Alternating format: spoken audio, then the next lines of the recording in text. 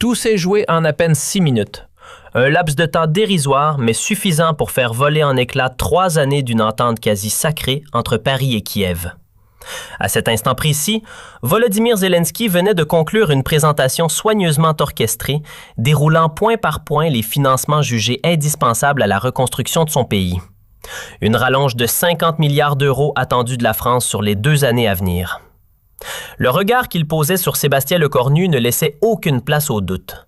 Cette assurance inébranlable, forgée depuis le début du conflit, traduisait la conviction intime d'obtenir, une fois encore, un accord sans résistance.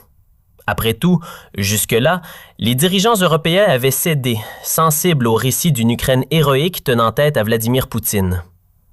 Dans l'atmosphère feutrée et climatisée du Conseil européen à Bruxelles, tout semblait suivre un scénario bien rodé. Du moins, en apparence. Une tension presque palpable s'était installée. Ce genre d'électricité silencieuse qui annonce les ruptures majeures en coulisses diplomatiques. Autour de la table, les figures clés de l'Europe, le chef du gouvernement allemand, son homologue italien ainsi que le président du Conseil européen, suivaient l'échange avec une attention mêlée d'inquiétude. Tous savaient que la position de Paris allait peser lourd, peut-être même redéfinir l'engagement du continent envers Kiev. Pourtant, un détail semblait passer inaperçu pour Zelensky. Chez Lecornu, plus aucune trace de la chaleur des débuts. À la place, une retenue glaciale, presque distante, qui rompait avec l'élan solidaire des premiers mois du conflit. Derrière ce qui ressemblait à une requête classique se dissimulait en réalité une vérité bien plus dérangeante, une vérité que le président ukrainien semblait refuser de voir. La France avait atteint un seuil. Et ce seuil venait d'être franchi. La suite allait provoquer une onde de choc bien au-delà des murs de la salle. Un bouleversement capable de fissurer l'unité européenne, d'enflammer les débats à l'échelle mondiale et surtout de mettre fin à une période où l'Ukraine obtenait tout sans jamais essuyer de refus. Pour mesurer la portée de ce moment, il faut remonter quelques mois plus tôt, dans les bureaux feutrés de Bercy. Là, dans une discrétion totale, les équipes économiques proches de Lecornu avaient élaboré un rapport explosif destiné à changer la donne. Un pavé de 317 pages, sobrement intitulé « Coût réel de l'aide française à l'Ukraine, analyse exhaustive 2022 ». Et les conclusions étaient sans appel. Depuis le déclenchement du conflit, Paris avait déjà mobilisé 23,7 milliards d'euros, 8,2 milliards en soutien militaire, 4,1 milliards pour l'humanitaire, 5,1 milliards via les mécanismes européens de reconstruction, sans même évoquer les répercussions indirectes des sanctions contre Moscou qui avaient coûté 15 milliards supplémentaires à l'économie française. Lors de la présentation à Matignon, le ton était sans détour. Monsieur le Premier ministre, nous sommes en train d'atteindre un point de rupture budgétaire, avait averti un élu, soulignant que cette générosité affichée commençait à peser lourdement sur les épaules des Français eux-mêmes. Les données parlaient d'elles-mêmes, froides et indiscutables. 2,3 milliards d'euros manquaient cruellement aux hôpitaux. L'éducation nationale réclamait 4,1 milliards pour remettre à niveau des établissements délabrés, tandis que les agriculteurs descendaient dans la rue, étouffés par une concurrence jugée déloyale venant de produits ukrainiens soutenus indirectement. Mais ce constat n'était encore que la surface du problème. Le véritable choc se trouvait dans une note classée confidentielle émanant des services de renseignement français. Ce document levait le voile sur l'usage réel des fonds occidentaux en Ukraine. D'après ces informations sensibles, à peine plus de la moitié des aides atteignaient réellement sa destination. Le reste s'évaporait dans un système opaque. Corruption enracinée, achats militaires gonflés artificiellement, ou encore enrichissement discret d'élites locales ayant su tirer profit du chaos. Un cas en particulier illustrait cruellement cette dérive. Sur les 800 millions d'euros censés servir à reconstruire des écoles détruites, une part importante avait été absorbée par l'achat de fournitures scolaires facturées à des tarifs jusqu'à 3 fois supérieurs au marché, via des sociétés étrangement liées à des proches du pouvoir. Et ce n'était pas un incident isolé. Une autre enquête révélait que 1,2 milliard d'euros d'aide humanitaire avaient transité par des structures fictives, servant en réalité à verser des commissions généreuses à des intermédiaires locaux. On n'est plus dans des dérives ponctuelles, mais dans un mécanisme structuré, confié à un haut responsable français familier du dossier. Zelensky n'ignore rien de tout cela. Il choisit simplement de détourner le regard, car ce système alimente son socle politique et soutient sa machine de communication en temps de guerre. Une révélation brutale qui n'avait pas laissé le cornu indifférent. Celui qui s'était longtemps posé en défenseur acharné de Kiev voyait désormais les coulisses d'un tout autre œil. Les notes envoyées depuis l'ambassade française en Ukraine dressaient un tableau pour le moins troublant. Fonds détournés à grande échelle, élite locale qui prospère, et une aide occidentale utilisée comme levier politique. Pendant ce temps, en France, le contraste devenait de plus en plus amer. Les citoyens réalisaient que leur solidarité se traduisait concrètement par des restrictions budgétaires dans leurs propres hôpitaux, écoles et services publics. Mais le véritable électrochoc est venu d'ailleurs. Une enquête retentissante publiée par le Canard enchaîné a mis le feu aux poudres. Selon ces révélations, Zelensky aurait constitué un patrimoine immobilier dépassant les 35 millions d'euros depuis le début du conflit. Des résidences luxueuses à Londres, Miami ou encore Genève, acquises via des montages opaques, alors même que son pays appelait la communauté internationale à l'aide pour ses populations déplacées. L'impact de ces révélations a été immédiat dans les hautes sphères françaises. Une question, simple mais explosive, circulait. Comment expliquer aux contribuables qu'ils financent à coups de milliards un pays dont le chef de l'État s'enrichirait en parallèle? C'est dans ce climat déjà sous tension que Zelensky a convoqué un sommet exceptionnel à Bruxelles. Officiellement, il s'agissait de coordonner l'effort européen dans une phase jugée décisive du conflit. Officieusement, l'objectif était bien plus ambitieux. Obtenir 200 milliards d'euros supplémentaires, dont un quart attendu de la France. Sa mécanique était bien huilée. Frapper d'abord les esprits avec des images de destruction, puis agiter la menace stratégique. Si nous tombons, vous serez les prochains. Et enfin, jouer sur la culpabilité morale. Abandonneriez-vous un peuple en lutte? Une recette qui avait fait ses preuves pendant 3 ans. Mais cette fois, le scénario allait dérailler. Face à lui ne se trouvait plus le même Lecornu, mais un dirigeant transformé, marqué par les révélations sur les dérives ukrainiennes et porté par une opinion française de plus en plus exaspérée. À 14h tapantes, la réunion s'ouvrait dans l'enceinte feutrée du Conseil européen. Depuis Kiev, relié par écran interposé, Zelensky apparaissait fidèle à son image soigneusement construite. Ce fameux t-shirt vert olive devenu presque un uniforme symbolique. Face à lui, alignés virtuellement les visages familiers du pouvoir européen. Lecornu pour Paris, Scholz côté allemand, Meloni pour l'Italie, sans oublier Charles Michel à la présidence du Conseil. Dès ses premiers mots, chers partenaires européens, il installait ce ton grave et maîtrisé, à mi-chemin entre discours solennel et mise en scène calculée. Il évoquait une bataille décisive, un moment charnière pour la liberté, décrivant un Kremlin prêt à tout pour porter l'assaut final. Le message était clair, l'Europe devait se hisser au niveau de cette urgence historique. Puis, sans surprise, vint le passage incontournable, celui que tout le monde redoutait, l'addition. Le support visuel s'enchaîna avec précision, chaque chiffre posé comme une évidence incontestable. 50 milliards pour renforcer l'effort militaire, 75 pour reconstruire, 40 pour répondre aux besoins humanitaires et encore 35 pour relancer l'économie. Total annoncé, 200 milliards d'euros sur 2 ans à répartir entre les États membres selon leur poids économique. Et la France n'était pas oubliée. Fixant Lecornu à travers l'écran, Zelensky précisa que Paris devrait assumer une part de 50 milliards. Selon lui, il ne s'agissait pas d'un simple soutien, mais d'un investissement stratégique pour la sécurité de chacun. Le raisonnement suivait une logique bien rodée. Si l'Ukraine cédait, la menace progresserait vers l'Ouest, Pologne, Allemagne, puis France. Derrière cette démonstration, difficile de ne pas percevoir une pression à peine dissimulée.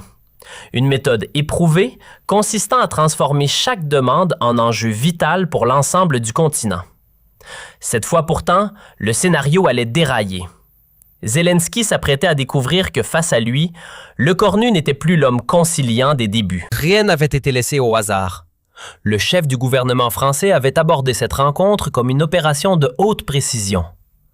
Pendant des semaines, ses équipes avaient rassemblé minutieusement données, Preuves et rapports, construisant pièce par pièce un argumentaire destiné à déconstruire, point par point, le discours ukrainien.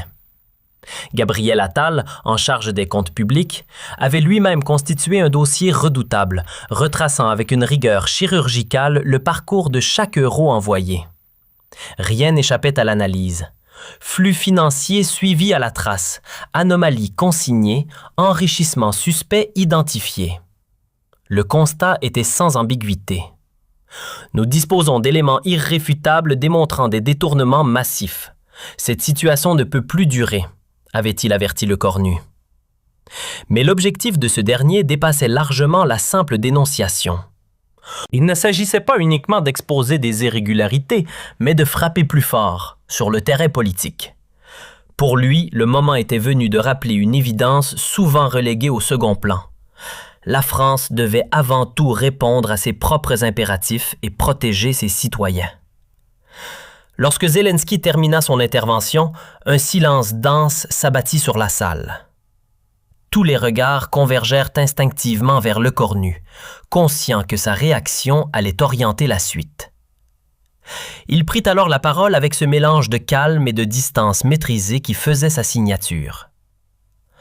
« Monsieur le Président, merci pour cet exposé précis », déclara-t-il posément avant d'ajouter presque avec détachement « Permettez-moi à présent de partager quelques données que vous n'avez peut-être pas en votre possession. » Sans hausser le ton, le Cornu fit glisser devant lui un dossier rouge estampillé « Confidentiel ». Puis, avec un calme presque dérangeant, il déroula une série de chiffres qui glaça l'atmosphère.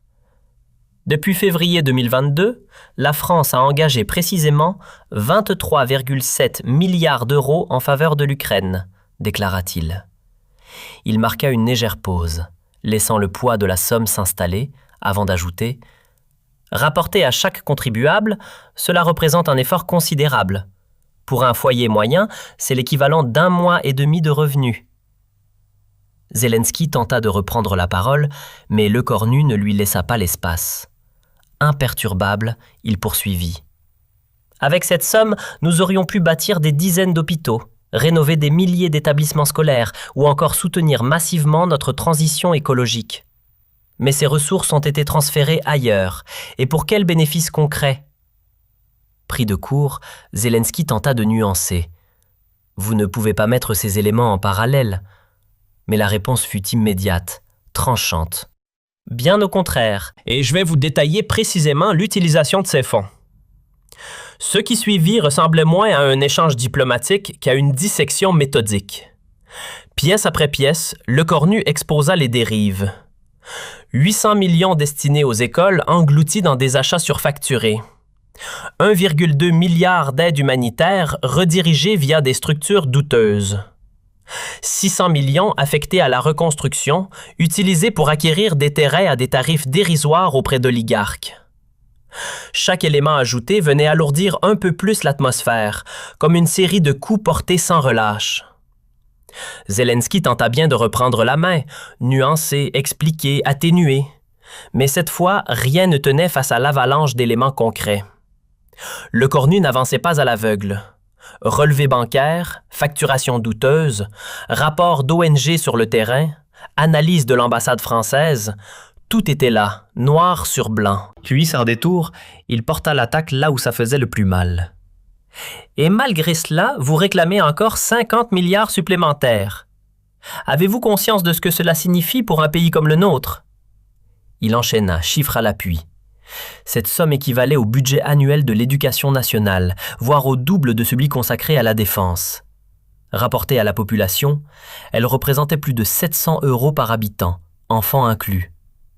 Et pourtant, on demandait à la France de transférer cet argent vers un système où près de la moitié de l'aide disparaissait. Pour la première fois depuis le début du conflit, un responsable occidental brisait le consensus et opposait des faits précis à la rhétorique habituelle. Mais le Cornu n'avait visiblement pas dit son dernier mot. Il tira un nouveau document de son dossier, changeant brusquement de registre. « Abordons un autre point, Monsieur le Président, votre patrimoine personnel. » La suite tomba comme un coup près. Il énuméra des acquisitions récentes. Une résidence de prestige à Londres estimée à 12 millions, un appartement de luxe à Miami pour 8 millions, sans oublier un chalet à Gstad évalué à 15 millions. Au total, 35 millions d'euros accumulés en pleine guerre. Puis la question sèche. Comment justifiez-vous cela face à vos concitoyens contraints de dormir dans le métro de Kiev? L'effet fut immédiat. Le visage de Zelensky se figea, ses collaborateurs s'agitaient nerveusement. Il tenta une défense fragile, évoquant une prétendue désinformation venue de Moscou. Mais Lecornu, implacable, répliqua avec un calme glacial.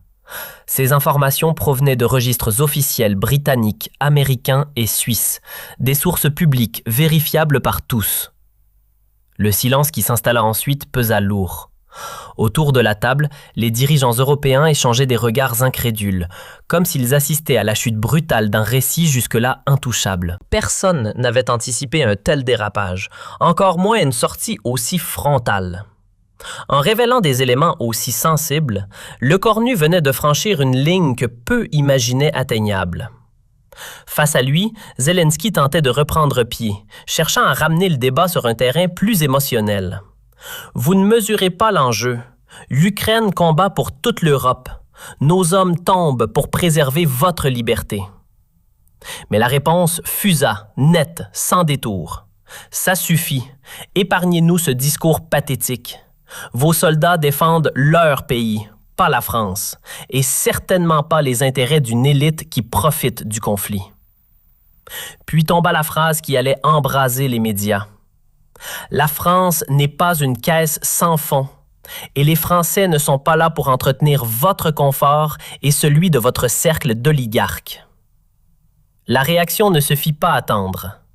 Zelensky, visiblement hors de lui, se leva brusquement. « Comment pouvez-vous tenir de tels propos? L'Ukraine se sacrifie pour l'Europe et vous nous attaquez! » Autour de la table, les autres dirigeants tentaient d'apaiser la situation, mais la fracture était déjà consommée. Lecornu, lui, ne broncha pas.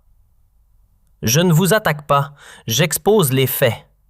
La France a déjà engagé 23,7 milliards. C'est considérable, c'est exceptionnel. Mais cela s'arrête ici. Plus aucun financement supplémentaire tant que votre système restera gangréné par la corruption. » Zelensky, furieux, lança. « Vous nous laissez tomber. Vous servez les intérêts de Poutine. » Mais la réponse resta posée, presque froide. « Je protège avant tout les intérêts de mon pays et de ses citoyens. Mon rôle n'est pas d'alimenter sans limite des dérives, mais de préserver le niveau de vie des familles françaises. » Puis arriva la phrase de trop, celle qui fit basculer l'échange dans l'irréversible. Avec une ironie à peine dissimulée, Lecornu lança. « Puisque vos finances semblent sous tension, pourquoi ne pas céder vos biens à Londres ou à Miami? Avec 35 millions d'euros, quelques familles ukrainiennes pourraient peut-être respirer. » Cette remarque, aussi sèche que calculée, fit exploser le peu de sang-froid qu'il restait à Zelensky. Sans un mot de plus, il mit fin à la visioconférence comme on claque une porte, laissant derrière lui une salle figée, sidérée. En quelques instants, l'incident dépassa les murs du Conseil européen. Les images de cet échange se propagèrent à une vitesse fulgurante sur les réseaux sociaux. Très vite, les noms de Lecornu et Zelensky s'imposèrent parmi les sujets les plus discutés au monde, divisant l'opinion. Certains saluaient la fermeté française, d'autres dénonçaient une rupture jugée irresponsable avec Kiev. En France, la réaction fut sans équivoque. Les premiers sondages révélèrent un soutien massif, oscillant entre 77 et 79 % en faveur du premier ministre. Sur les plateformes en ligne, les messages se multipliaient. Enfin un dirigeant qui défend nos intérêts. Des figures politiques pourtant opposées se rejoignaient étonnamment dans leur appréciation. Marine Le Pen évoqua un sursaut national, tandis que Jean-Luc Mélenchon salua la capacité à tenir tête aux puissances financières.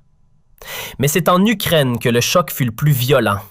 Pour la première fois depuis le début du conflit, Zelensky se heurtait à un refus net de la part d'un allié majeur. Plus grave encore, les révélations sur son enrichissement personnel éclataient au grand jour, fissurant l'image du dirigeant héroïque soigneusement construite jusque-là. En Ukraine, le paysage politique commençait à se fissurer. Réduite au silence depuis le début des hostilités, l'opposition retrouvait peu à peu sa voix. Petro Porochenko monta au créneau, réclamant des comptes sur les acquisitions immobilières du président. De son côté, Vitali Klitschko exigea l'ouverture d'une enquête parlementaire sur l'utilisation réelle des fonds venus de l'étranger. Mais ce qui inquiétait davantage encore Zelensky, c'était le glissement progressif de ses partenaires européens. Dans le sillage de la position française, plusieurs capitales commencèrent à marquer leur distance. Berlin évoqua une révision de son engagement. Rome insista sur la nécessité d'une transparence accrue. Et même Varsovie, pourtant l'un des soutiens les plus constants, laissa transparaître des doutes face aux révélations récentes. Outre-Atlantique, la situation devenait tout aussi délicate. L'administration de Joe Biden se retrouvait dans une position inconfortable. Alors qu'un appui sans réserve avait été promis à Kiev, les informations venues de France venaient perturber cet équilibre. Au Congrès, déjà peu enthousiaste à l'idée de débloquer de nouveaux fonds, certains élus menaçaient désormais de bloquer toute aide supplémentaire sans garantie stricte contre les dérives financières. À Moscou, en revanche, la réaction ne surprit personne. Vladimir Poutine saisit l'occasion avec satisfaction, dénonçant ce qu'il qualifiait d'hypocrisie occidentale. Les médias russes relayèrent en boucle les images de l'échange, les présentant comme la preuve d'un affaiblissement profond de l'unité européenne. Ce n'est pourtant ni dans les cercles diplomatiques, ni sur les champs de bataille que les répercussions furent les plus profondes, mais bien dans l'esprit des citoyens européens. Pour la première fois depuis le début de la guerre, une autre réalité s'imposait à eux, celle d'une aide détournée, gangrénée par la corruption et utilisée pour enrichir une minorité privilégiée. Cette prise de conscience modifia radicalement la perception du conflit. 6 mois après cet épisode, les effets étaient tangibles. Les financements européens avaient chuté de près de 60%, tandis que Zelensky, fragilisé sur le plan politique, faisait face à une contestation interne de plus en plus visible. Plusieurs figures de l'oligarchie ukrainienne furent contraintes de quitter le pays, leurs avoirs confisqués. Par contraste, une autre image émergeait sur la scène européenne, celle de Lecornu. Le dirigeant français incarnait désormais une rupture, une Europe qui cessait de dire oui par réflexe et qui revendiquait enfin ses propres intérêts. 3 mois plus tard, lors d'un déplacement à Berlin, l'accueil fut révélateur. Dans les rues, certains brandissaient des pancartes « Merci Lecornu », signe d'une adhésion inattendue. Même Olaf Scholz reconnut publiquement que la position française avait provoqué un électrochoc salutaire à l'échelle du continent. Cette ascension culmina lors du sommet de Rome en juin 2024. À ce moment-là, lorsqu'une décision délicate se présentait, c'était vers Lecornu que les regards se tournaient naturellement. Son autorité, forgée dans cette confrontation, en faisait une référence, presque une boussole pour l'Europe. À l'inverse, Zelensky tentait encore de relativiser l'ampleur de la crise, mais le basculement était déjà acté. L'image du leader héroïque s'était effritée, laissant place à celle d'un dirigeant désormais associé à des dérives et à des soupçons d'enrichissement en temps de guerre. Même en Ukraine, les enquêtes d'opinion commencèrent à refléter un net recul du soutien envers Zelensky. 1 an après cet affrontement devenu historique, leurs chemins se croisèrent à nouveau, cette fois dans l'enceinte de l'Assemblée générale de l'ONU. Mais l'équilibre avait changé. Là où autrefois l'assurance dominait, le président ukrainien semblait désormais éviter soigneusement tout contact avec Lecornu. Les observateurs présents ne manquèrent pas de noter ce contraste frappant. D'un côté, un dirigeant affaibli, de l'autre, un responsable français désormais perçu comme une figure majeure de la diplomatie internationale. Avec le recul, ces 6 minutes à Bruxelles apparaissent comme un moment charnière, non seulement pour l'aide occidentale à Kiev, mais aussi pour l'affirmation d'une Europe plus lucide, plus exigeante et davantage centrée sur ses propres intérêts. Ce basculement ne passa pas inaperçu. Lecornu démontra qu'il était possible de soutenir un allié sans pour autant se laisser instrumentaliser, d'apporter une aide sans tomber dans une logique d'exploitation. Dans un éditorial largement commenté, The Economist résuma la situation avec une formule marquante. En quelques minutes, il avait réussi là où des années de conflit n'avaient pas suffi. Rappeler à l'Europe qu'elle pouvait défendre ses intérêts, même face à une cause jugée légitime. Une phrase qui capturait parfaitement la portée de cet épisode, perçue comme un moment où le continent retrouvait une forme de dignité face aux pressions, même issues de ses propres alliés. Mais derrière cette scène spectaculaire, il y avait une mécanique bien plus discrète, patiemment mise en place. Peu savaient que cette rupture avait été préparée en amont, dans l'ombre des bureaux parisiens. Tout avait véritablement commencé 6 mois plus tôt, dans le bureau feutré de Pierre Moscovici, alors à la tête du Trésor. Par une soirée pluvieuse où Paris brillait sous les lumières, il examinait avec ses équipes un dossier sensible destiné à bouleverser la vision française de l'aide à l'Ukraine. Ce rapport, intitulé avec sobriété « Audit complet de l'utilisation de l'aide française à l'Ukraine », allait devenir la pièce maîtresse d'une stratégie bien plus vaste. Pendant près de 8 mois, un groupe restreint d'experts, inspecteurs des finances, auditeurs publics et spécialistes internationaux, s'est lancé dans une mission presque chirurgicale. Suivre la trace de chaque euro envoyé depuis la France vers l'Ukraine depuis février 2022. Rien n'a été laissé au hasard. Et ce qu'ils ont mis au jour dépassait largement les soupçons initiaux. Il ne s'agissait pas de dérives isolées, mais d'un mécanisme structuré, à grande échelle, piloté par des cercles d'influence ukrainiens, avec une tolérance, voire une participation, des autorités en place. Le constat était si lourd que même les enquêteurs en restaient stupéfaits. Ce que nous avons découvert dépasse l'entendement. On n'est plus dans des pratiques douteuses classiques, mais dans un système quasi industriel, confia Marie-Claire Dave, responsable de l'audit. Les cas concrets évoqués dans le rapport avaient de quoi sidérer. Prenons les fonds destinés à reconstruire les infrastructures hospitalières. 2,3 milliards d'euros officiellement débloqués, mais une part significative s'était perdue en route, absorbée par des contrats biaisés, des coûts artificiellement gonflés et des commissions dissimulées. L'exemple le plus frappant concernait l'hôpital pédiatrique d'Okhmadit à Kiev, devenu un symbole international après sa destruction. La France avait engagé 436 millions d'euros pour le rebâtir entièrement. Mais les conclusions de l'enquête jetaient une ombre lourde sur ce projet. Les travaux, confiés à une société liée à l'entourage du pouvoir, n'auraient nécessité qu'une fraction des fonds alloués. Quant aux 114 millions restants, ils semblaient s'être évaporés à travers un réseau de sociétés offshore implantées dans les îles Vierges britanniques. Et ce n'était pas tout. L'aide humanitaire française, estimée à 1,8 milliard d'euros, médicaments, denrées alimentaires, équipements essentiels, n'échappait pas non plus aux dérives.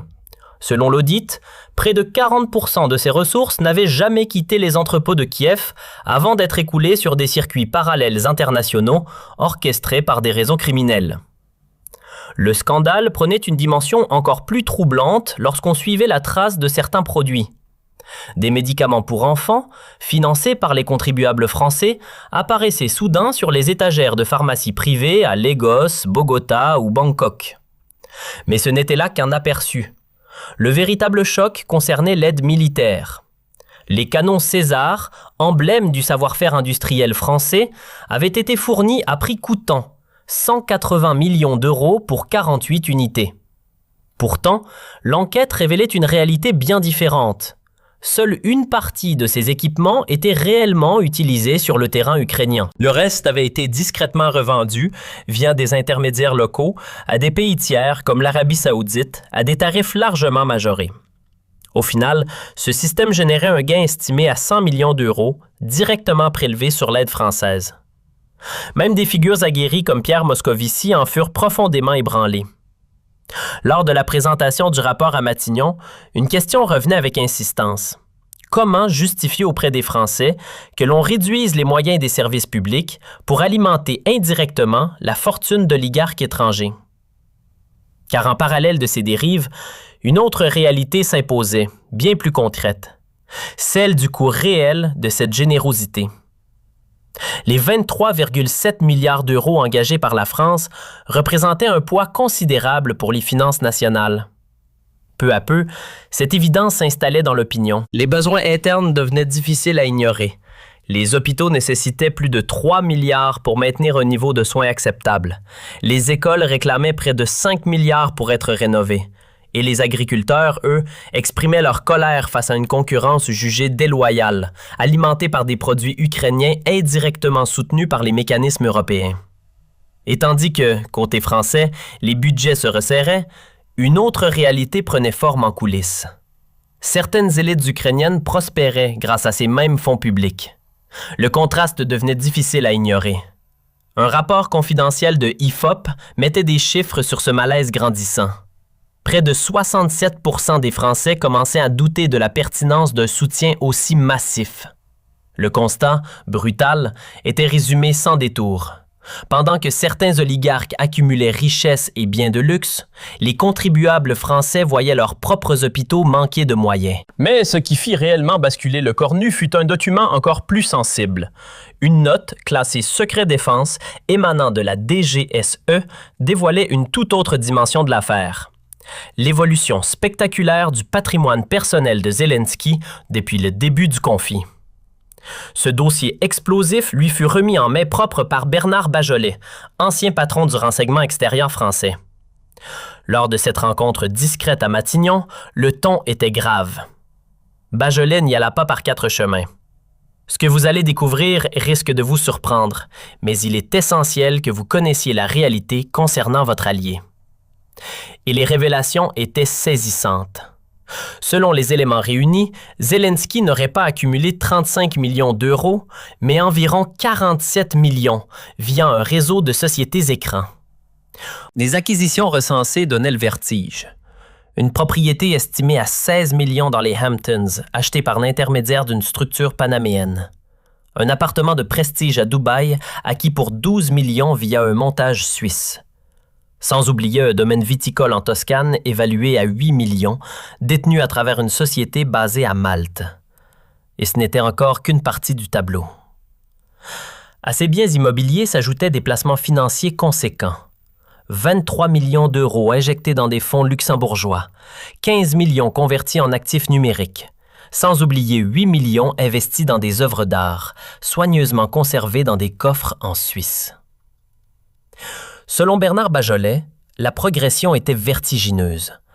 D'environ 1,5 million d'euros au début du conflit, la fortune de Zelensky aurait dépassé les 90 millions en seulement 3 ans.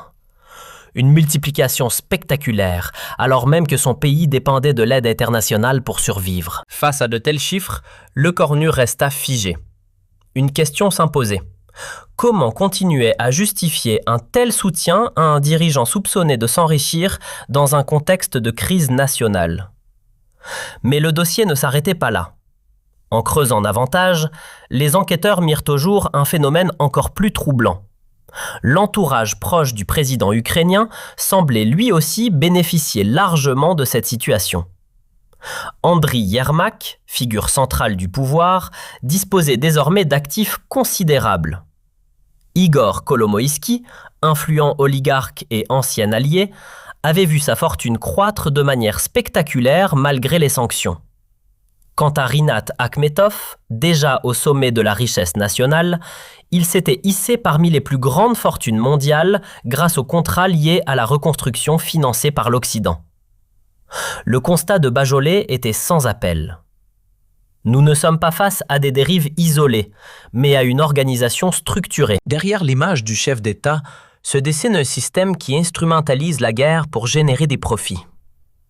Cette lecture, aussi dure que documentée, marqua un tournant décisif pour le Cornu. Il ne s'agissait plus de simples doutes, mais d'une conviction. La stratégie française devait être entièrement repensée.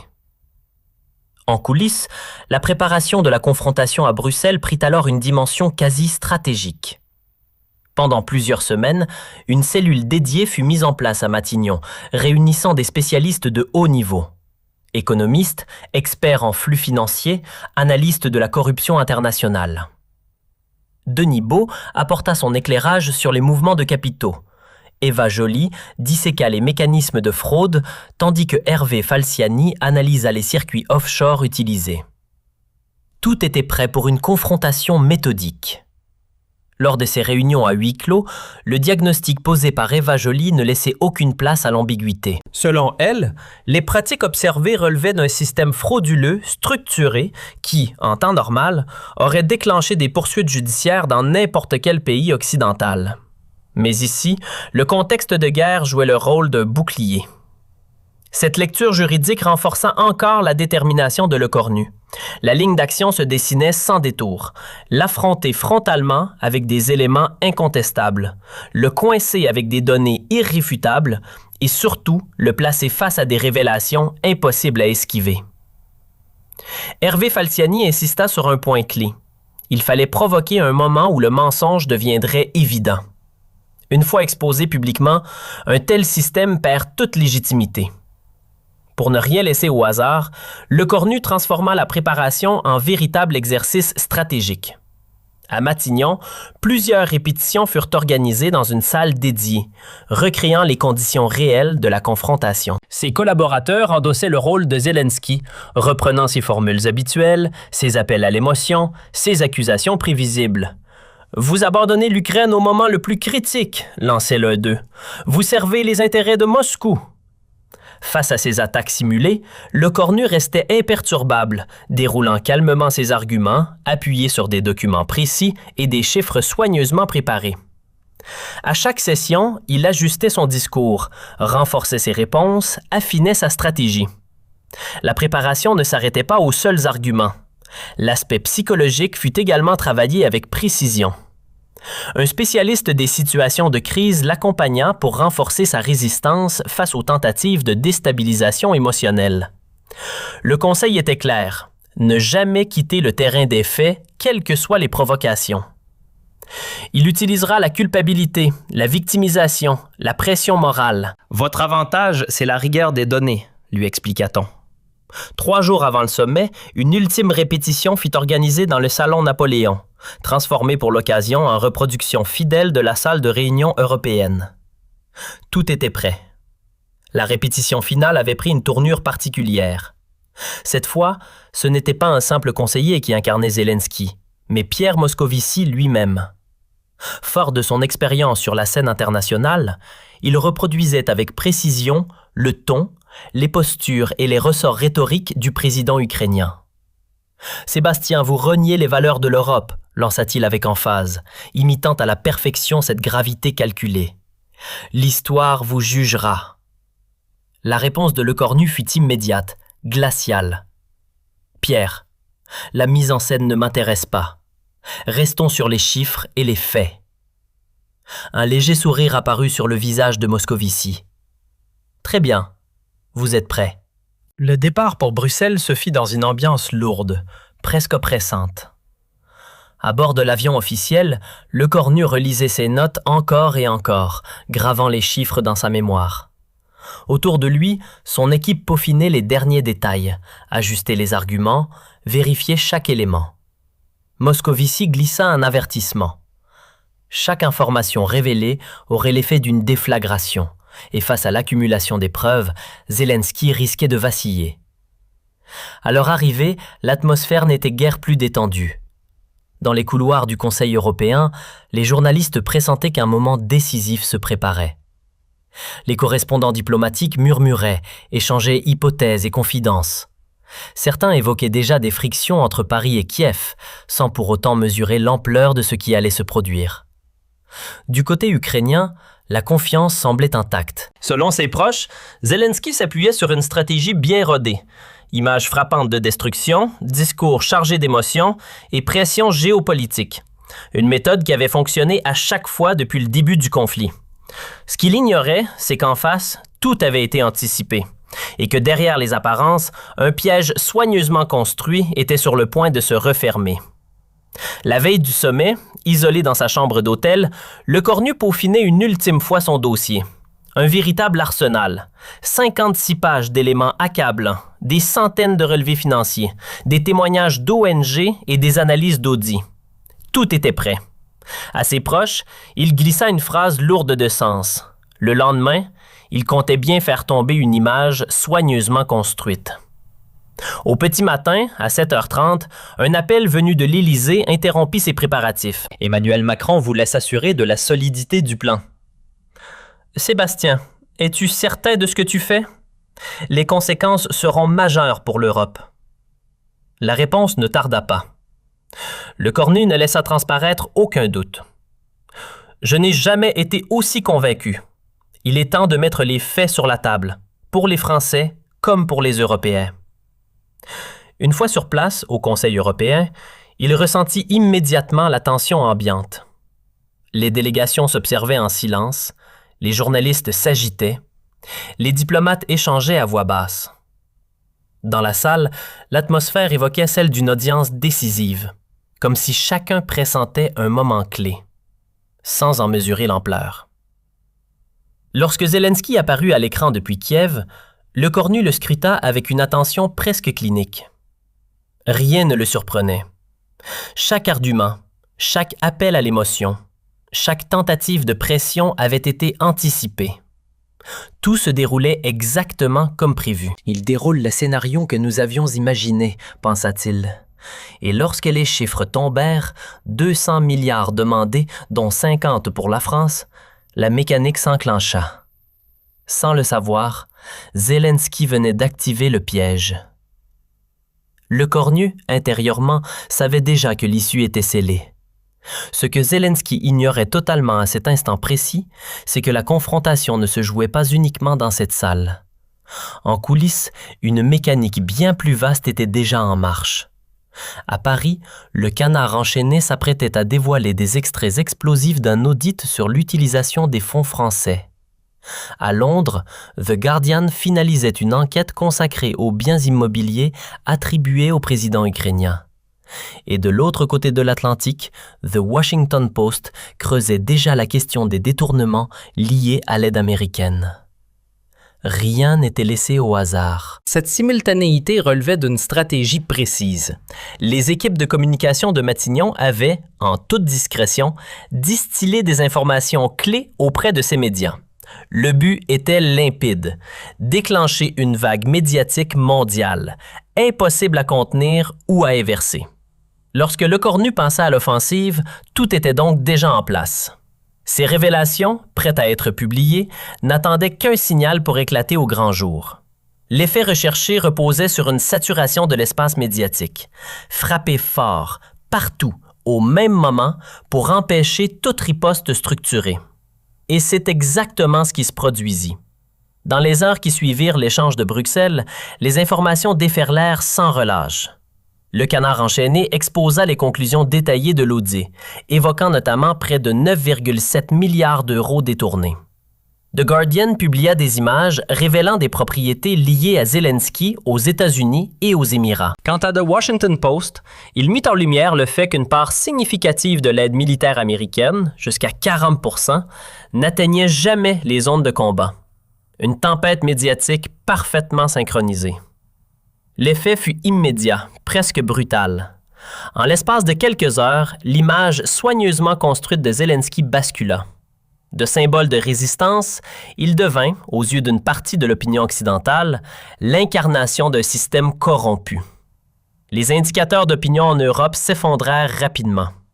En France, la défiance envers l'aide à l'Ukraine grimpa en flèche, passant d'environ 1/3 à près de 60% en seulement quelques jours. Mais c'est sur le sol ukrainien que le choc fut le plus violent. Après des années de silence forcé, les voix opposées au pouvoir se firent enfin entendre. Petro Porochenko prit la parole lors d'une conférence retentissante, appelant à un départ immédiat de Zelensky et à de nouvelles élections. Dans la foulée, Vitali Klitschko réclama une refonte du système politique. Quant à Yulia Tymoshenko, elle dénonça ouvertement un pouvoir qu'elle accusait de vider le pays de ses ressources. La situation se dégrada encore davantage lorsque des tensions apparurent au sein même des forces armées. Plusieurs officiers supérieurs publièrent un texte public dénonçant l'écart grandissant entre l'enrichissement des élites et les conditions précaires des soldats sur le front.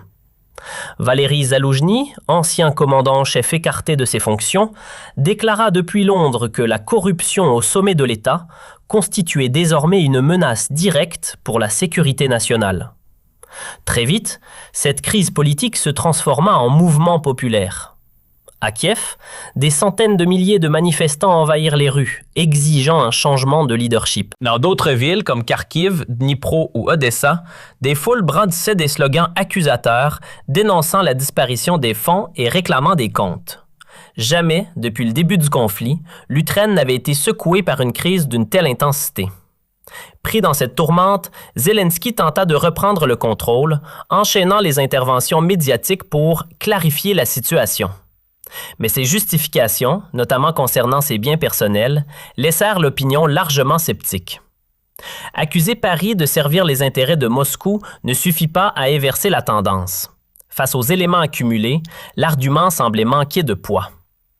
Plus inquiétant encore pour lui, certains alliés occidentaux commencèrent à se montrer plus réservés. Joe Biden évoqua publiquement ses préoccupations et appela à des investigations approfondies, tandis que Emmanuel Macron affichait un soutien sans ambiguïté à Le Cornu.